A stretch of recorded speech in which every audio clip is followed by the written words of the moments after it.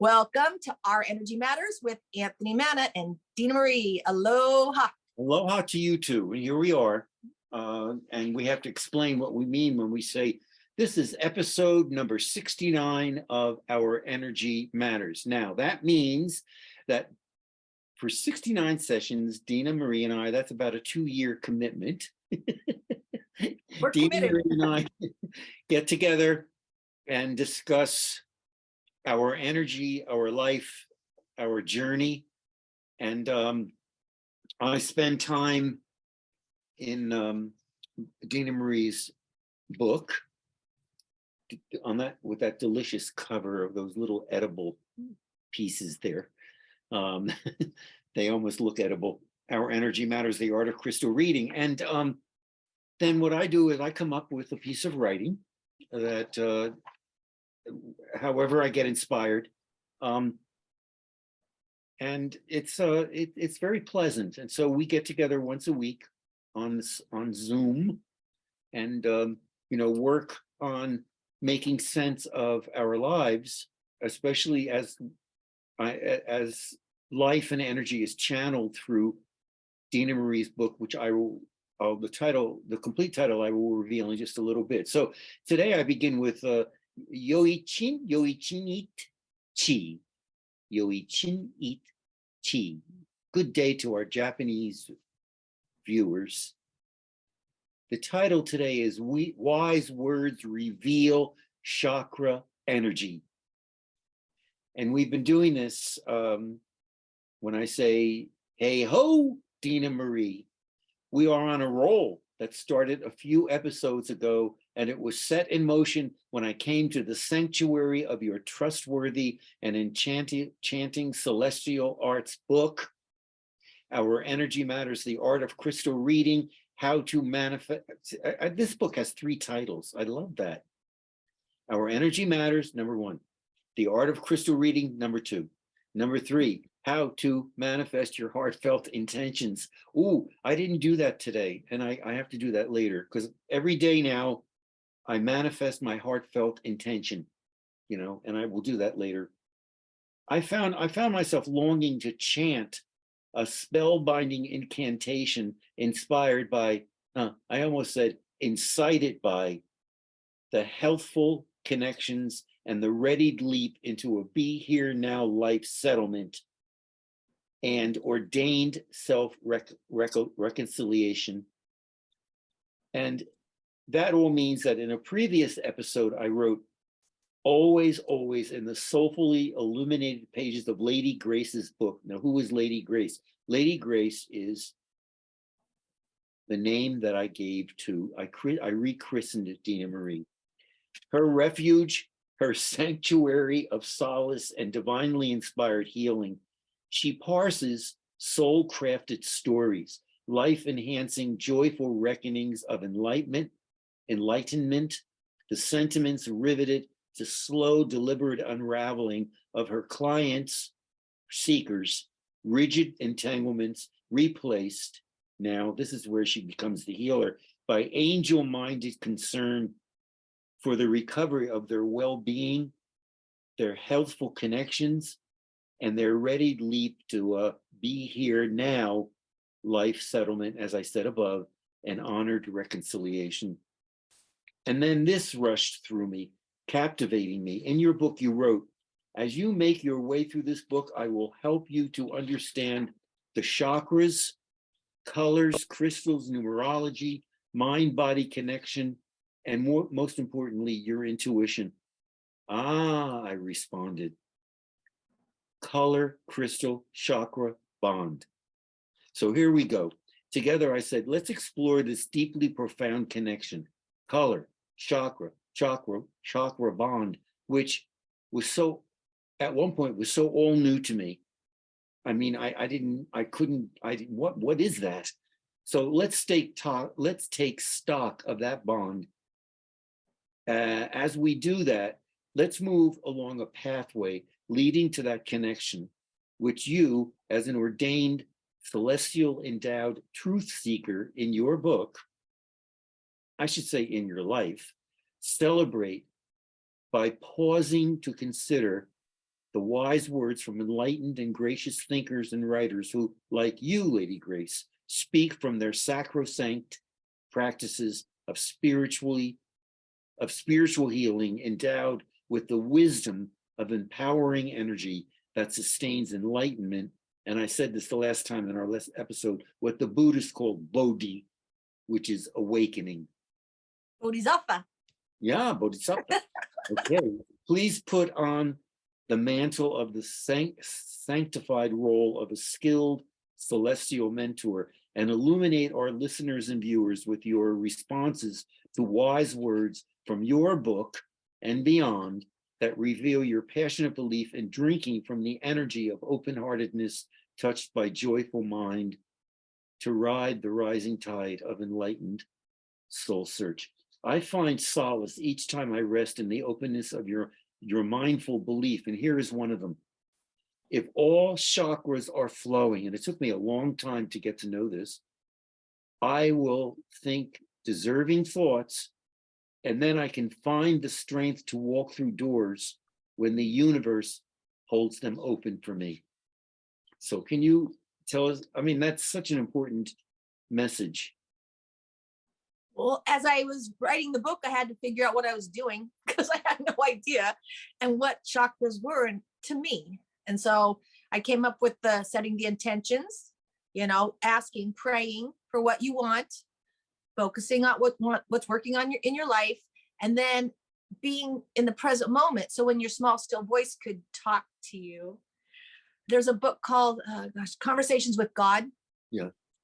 Neil Donald Walsh. She was actually on my show. And when I got that book, I knew between me and myself and God that I could talk to God. But people would come to the house, certain religious people, and sit with me and say, no, that's wrong. You're wrong. But I'm like, no, I get this hunch. And sometimes I get a voice, and sometimes it's a vision, and whatever it is, I know it's not me because I'm overthinking and I'm paralyzed and I'm analyzing. But if it's God and I'm in a good place, normally when I've exercised, I'll get this with you. It was exercising, and it said to call almost a stranger and see if you want to talk to me every week for an hour. Chakra talk. Okay, that's weird. But look where it led. And do I deserve to have good relationships? Do I deserve to do the things I love, which is talk chakras? I mean, in the old days, if I got that voice, I would have second guessed it. I would have poo-pooed it. I would have thrown it under the rug. And then the universe, if you listen and you're flexing your intuition, your muscles, and you do it, you get it more. And then the more you get it, people start freaking out because you're always in the right place at the right time doing magical things. And then you're intoxicated with chakra talk. And it's fun, but most people live their life by, okay, today I have to do this. I'm going to force myself to do that. They don't have guidance. They don't tune up their chakras. They force. And people are on caffeine because they can't get inspired. That's keeps going, but maybe not in the right direction. I love that, because I think one of the things that over the years, I discovered that meditation, I don't know what it is, what is meditation? I mean, it's like, it's not necessarily calming. Sometimes you can find voices, and all sorts of illuminations, which are a little upsetting, but so what? You're in that here I am now space. And, I think that we start becoming receptive to what we're hearing within ourselves. And I think that's so important, because for so many years I didn't, I lived outside that. And I thought that since you mentioned the chakras, that at this point for our viewers, I said I read, and in your book I read this to remind myself why chakras have become a vital link to my soul space and my heart space. And I'm quoting you here. Chakras are energy vortexes, discs that distribute universal life energy throughout the body. I mean, I love that. It's so positive. When energy flows evenly through each chakra, we achieve optimal health. And I thought that's a very wise statement and a very bold promise. Absolutely. And every time I do a chakra reading with me, and again, your throat, we've had throat chakra issues our whole life, right? But I've had asthma, and I had sore throats and mono. I mean, when I was growing up, I don't have those things anymore. I haven't had anything like that for a long, long time.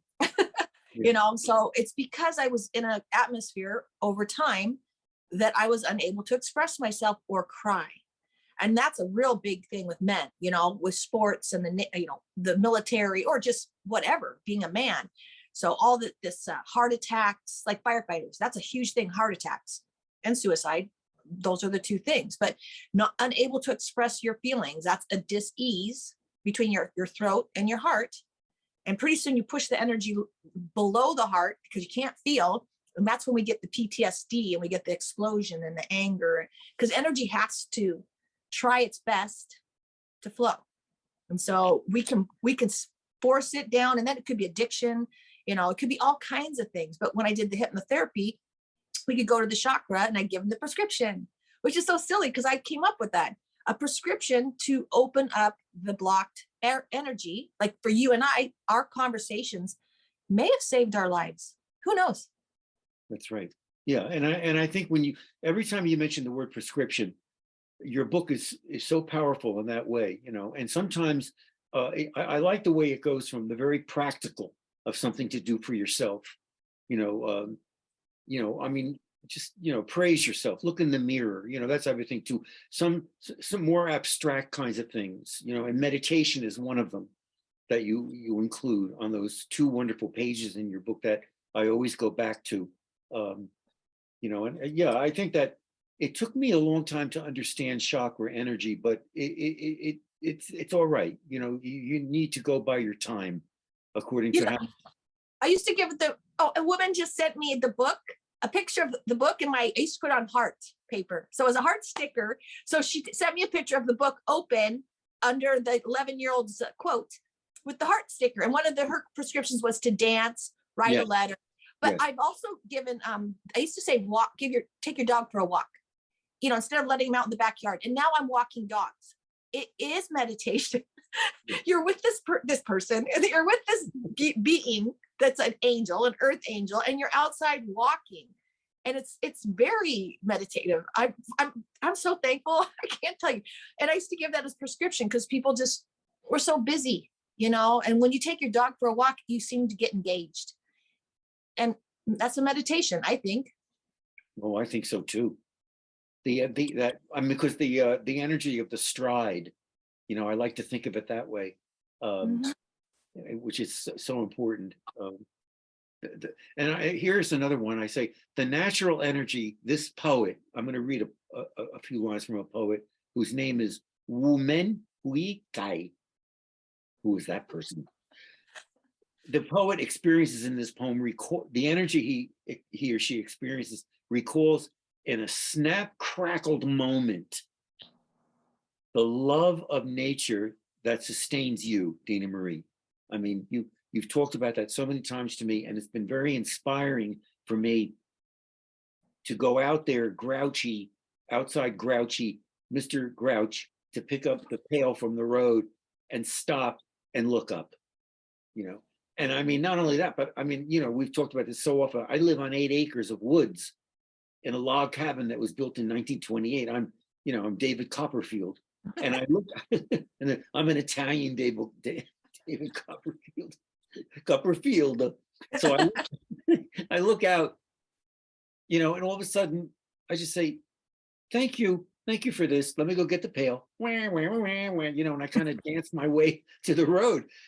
It's got to be that way. Anyway, this moment of I have come to that nature sustains you. So listen to this poet.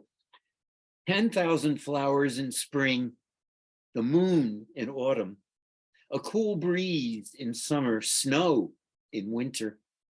If your mind isn't clouded by unnecessary things, this is the best season of your life. I thought of you right away when I read that. Wow.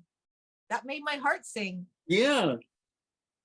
And is that poetry, or is that him just, I don't know. That was beautiful.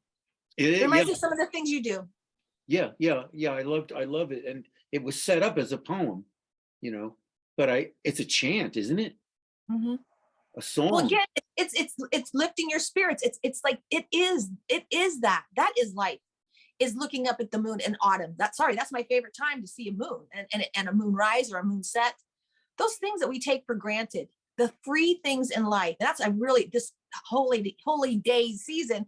It's so important to, God, not buy stuff, but hang out with your granddaughter and play cards, Uno, whatever. So simple.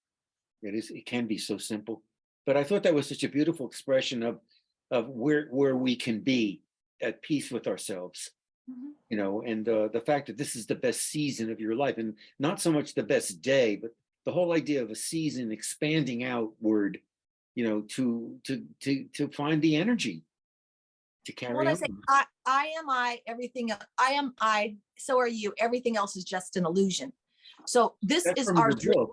This is our dream. This is our dream. My dream right now, I'm pretty happy. My dream is sweet. And it's getting better all the time, as long as I listen to spirit. But if I think I have to do something or force myself to do something or people please, or gosh, guilt, feel guilty about something, I'm always going the wrong direction. Guilt, obligation, those words, that's not spirit talking when you feel obligated to buy things for people you don't know. That's the illusion. Yeah, I understand that so much. And I think that, I think we have to stop now, but I say thank you, angelic guardian. I've never called you that before. I'm your agent. Thank you. You are my agent. Yeah, angelic guardian, for sharing your thoughts as a way of teaching, sharing, teaching, healing our vital energies throughout your treasure of a book. So that's the joy of it all. So everyone, I say to you, if you want to, now Dena Marie she mentioned in passing her show. I'm going to talk about that right now. If you want to move closer to Dena Marie's wisdom, then listen to her weekly radio show, Lift Your Spirits. And I mean, what an appropriate title for your show, given what I've come to know about you. And I was just on her show recently, and I mean, her show is with a lot of musicians, philosophers, poets. I mean, it's just a treasure trove. Her website is dena-marie.com, and if you go there, you'll find some information about how to connect with her show, her weekly show, which is on Fridays. She is also very active on Facebook, and I lately, you talked about the moon in Gemini. Yeah, it was a full moon in Gemini. So that means, well, I do astrology. So this is a type of year, this is a good time of year,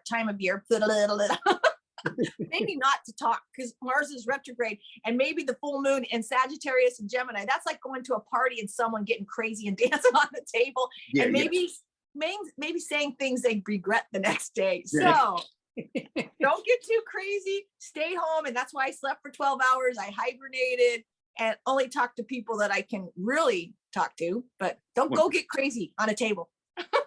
Right. So anyway, I mean, your Facebook page is always very exciting.